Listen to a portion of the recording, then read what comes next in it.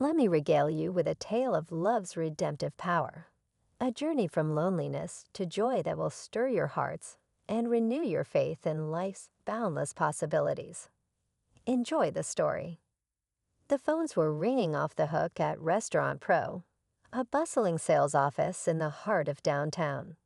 Sharply dressed account executives paced back and forth, closing deals for industrial kitchen equipment as they promised swift delivery and unbeatable prices. In the executive suite, regional manager Todd sipped his latte while poring over last quarter's disappointing numbers. "We need to push those combi ovens hard this month," he barked into the speakerphone at his sales director, Mike. "I don't care what it takes, just get it done." Down the hall, a group of gossiping admins huddled by the copy machine. "Did you see what Janet wore today?" snickered Tiffany, eyeing the drab gray smock of the 40-year-old cleaning lady mopping the cafeteria floor. "I swear that woman has no life, probably goes home to 100 cats every night." "I heard she's single and childless," added Jessica conspiratorially. "Can you imagine what a sad, empty existence?" The women cackled meanly as they watched Janet go about her thankless work, pushing her cleaning cart from room to room with her head down. Little did they know the pain and heartache hidden behind Janet's solemn demeanor. If they had looked closer, they might have noticed the faraway look that sometimes crossed her tired eyes, the look of a woman lost in memories of a distant past. Rural Indiana, 25 years earlier. The lights flickered and died in the modest farmhouse, prompting a groan from 15-year-old Jenny. "Another power outage, seriously." She lit the kerosene lamp on the nightstand and pulled her favorite doll into a hug. "One day, I'm going to have a big family with lots of kids to love," Jenny told the doll, rocking it like a baby. "6 boys and 6 girls, and I'll be the best mama in the world. You'll see." A warm chuckle came from the doorway. 12 young nuns. "Heavens to Betsy," said Grandma Jo, shaking her head. "The way you mother those dollies, I reckon you'll have yourself a right big brood someday. Reckon I'll have my hands full with grandbabies." A shadow crossed the elderly woman's face as she took a seat at the edge of Jenny's bed. "You keep those dreams alive, you hear. Your mama and daddy, bless their souls, would have wanted that. Don't you let nobody tell you different." Jenny nodded solemnly, remembering the car crash that had claimed her parents' lives 5 years prior. At least she still had Grandma Jo. The two shared a bond that could never be broken, until the day a decade later when Jenny found herself utterly alone. The bus ride into the city was the longest of Janet's life. At 24, she had just buried the only family she had left and was heading into an uncertain future with little more than some cleaning skills and her grandmother's pearl necklace. The sleep-tight motel wasn't much, but the maid wanted sign in the window was like an answer to a prayer. "You can start today," grunted the heavyset manager, tossing her a set of keys and a scratchy polyester uniform. "Rooms 201 to 225. Checkouts at 11 o'clock. So have 'em done by then." Janet set to work, scrubbing toilets and changing sheets. It was back-breaking work, but she took some small satisfaction in leaving each room spotless. On her lunch break, she nibbled a bologna sandwich in the break room while watching soaps on the fuzzy black and white TV. "Well, hello there," came a smooth voice. Janet looked up to see a handsome face smiling down at her. "Mike, one of the motel guests. Haven't seen you around here before. I'm a sales rep in town for the big restaurant expo." Janet blushed and stammered a greeting. Unaccustomed to male attention, Janet felt her heart flutter as Mike's eyes crinkled with amusement. He pulled up a chair and started to chat her up. 2 months later, Janet stared in disbelief at the 2 pink lines on the pregnancy test, her hands shaking. After weeks of nausea and fatigue, there was no denying the truth. Mike's baby was growing inside her. She knew she should be happy, but all she felt was fear. How could she possibly raise a child alone on a maid's salary? When she tearfully confessed her situation to Mike over the phone, his response chilled her to the bone. "Sorry, babe, but I'm not looking to be tied down right now," he said coldly. "You're a sweet girl, but let's be real. You didn't think this was going anywhere, did you? Do what you need to do, but leave me out of it." The click of the phone and the dial tone buzzing in her ear felt like a knife to the heart. Alone and desperate, Janet threw herself into work, pushing her body to the limit to provide for her unborn child. Then came the morning she woke up screaming in agony, the sheets beneath her soaked in blood. The ER doctor's words were a blur. "Miscarriage, nothing you could have done, nature's way." Devastated, Janet vowed to never let herself be so vulnerable again.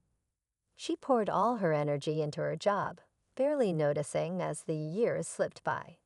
But some scars never fully heal. 5 years later, Janet straightened her blouse and took a deep breath before knocking on the door marked Human Resources. A new job at a successful company was just what she needed for a fresh start. Janet, come in, called Evelyn, the immaculately coiffed HR manager. She looked Janet up and down, her lip curling slightly. "I must say, your resume was rather sparse, but the custodial manager insisted we give you a chance." Janet fought to keep her voice steady. "I can assure you I'm a very hard worker. I'll do whatever it takes to keep things clean and orderly." "We'll see about that," Evelyn replied dismissively. "Here's your ID badge and your uniform. I assume you can find the supply closet yourself. That will be all." As Janet stepped out into the hallway, she overheard Evelyn snickering into the phone. "I know, right? I can't believe the trash they're hiring these days. Did you see that hideous haircut?" Janet's cheeks burned with humiliation as she pushed her cleaning cart toward the executive offices. No matter how hard she tried, it seemed she would always be looked down upon. But at least she had Samantha, dear sweet Sam, the only friend she'd made in this cold, sterile place. The sassy, 50-something receptionist always saved Janet a treat from the break room and asked about her day. For a few minutes, Janet could almost forget her loneliness. Those talks made the long days bearable as she scrubbed and cleaned. Until the morning Evelyn pulled Janet aside with a somber expression. "I have some bad news," she said, not sounding the least bit sorry. "Samantha passed away from a heart attack last night. Her family is making arrangements now." Janet's knees buckled as anguished sobs tore from her throat. It couldn't be true. Fate couldn't be so unspeakably cruel as to take away the one person who cared about her. But the pitying looks from coworkers confirmed the awful truth. That night, Janet lay awake staring at the ceiling, the silence of her apartment pressing in on her. Childless, friendless, utterly alone, was this really all life had in store? Grandma Jo's words echoed in her mind. "You keep those dreams alive, you hear." But as the years of thankless drudgery dragged on, those dreams had never felt further away. The blare of sirens jolted Janet out of her morose thoughts. She was walking home from another soul-crushing shift when she saw the flashing lights up ahead. A small crowd had gathered by the riverbank, murmuring in concern. As she drew closer, Janet gasped at the sight of a young boy splashing and flailing in the swift current. "Help, I can't swim," he sputtered, his head dipping below the surface. Without a second thought, Janet kicked off her shoes and plunged into the frigid water, her heart pounding.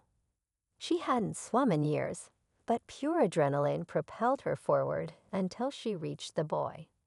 "I've got you," she called, looping an arm around his chest and pulling him close. The current was strong, threatening to drag them both under, but Janet kicked with all her might toward the shore. Just when she thought her lungs would burst, her feet touched the bottom. Summoning her last ounce of strength, She heaved the boy up onto the muddy bank before collapsing beside him, coughing and sputtering. Matthew. Oh, thank God. A man in an expensive suit rushed forward, scooping the shivering boy into his arms. He looked to be in his late 30s, with chiseled features and piercing blue eyes. Son, are you all right? Can you hear me? The boy nodded weakly, clinging to his father. The man turned to Janet, tears in his eyes. You saved him, he choked out. I can't thank you enough, miss. Janet, she replied, suddenly self-conscious of her bedraggled appearance. I'm just glad he's okay. The man held out a hand. Robert Hanson, I owe you everything. Please let me give you a ride home. It's the least I can do. As Robert helped Janet into his sleek Tesla, she couldn't help but marvel at the strange turn her day had taken. Little did she know, her chance encounter with the dashing CEO was about to change the course of her life. The next week passed in a surreal blur. Flowers from Robert appeared at Janet's apartment every day, each with a heartfelt note expressing his gratitude and admiration. Sweet little Matthew made a card for his guardian angel, covered in crayon hearts and smiley faces. Janet found herself smiling more than she had in years. For the first time in forever, she had something to look forward to besides work and solitude. All that changed on Monday morning when Janet arrived to find the Restaurant Pro office in an uproar. Hanson Industries just bought us out, Tiffany told her with wide eyes. The new CEO wants to see everyone in the conference room, stat. Janet's heart raced as she filed in with the others, then nearly stopped at the sight of Robert at the front of the room, looking devastatingly handsome in his power suit. His eyes met hers and held for a long, charged moment before he addressed the crowd. Thank you all for your hard work, he began. I look forward to leading this company to new heights. However, it's come to my attention that some changes need to be made to foster a more positive work environment. With that, he leveled a steely gaze at Evelyn, who paled. Miss Carrington, your cruelty and lack of professionalism are unacceptable. Clear out your desk. You're fired, effective immediately. Evelyn sputtered in outrage, but Robert silenced her with a sharp glare. He then turned to Janet with a warm smile. Miss Larson, may I see you in my office, please? Ignoring the shocked stares boring into her back, Janet followed Robert down the hall in a daze. He closed the door behind them and took her hands in his. I haven't been able to stop thinking about you, he said softly. Your bravery, your selflessness, your quiet strength in the face of hardship. Janet, you're the most incredible woman I've ever met. Janet's eyes widened as Robert dropped to one knee, pulling a small velvet box from his pocket. I know it soon, but nearly losing Maddie made me realize what matters most in life. I want to spend every day showing you the love and appreciation you deserve. Janet Larson, will you make me the happiest man alive and be my wife? Tears streamed down Janet's face as she whispered the word she'd been waiting a lifetime to say. Yes. 6 months later, the Hanson estate was awash in twinkling lights and fragrant roses as Janet walked down the aisle on her wedding day.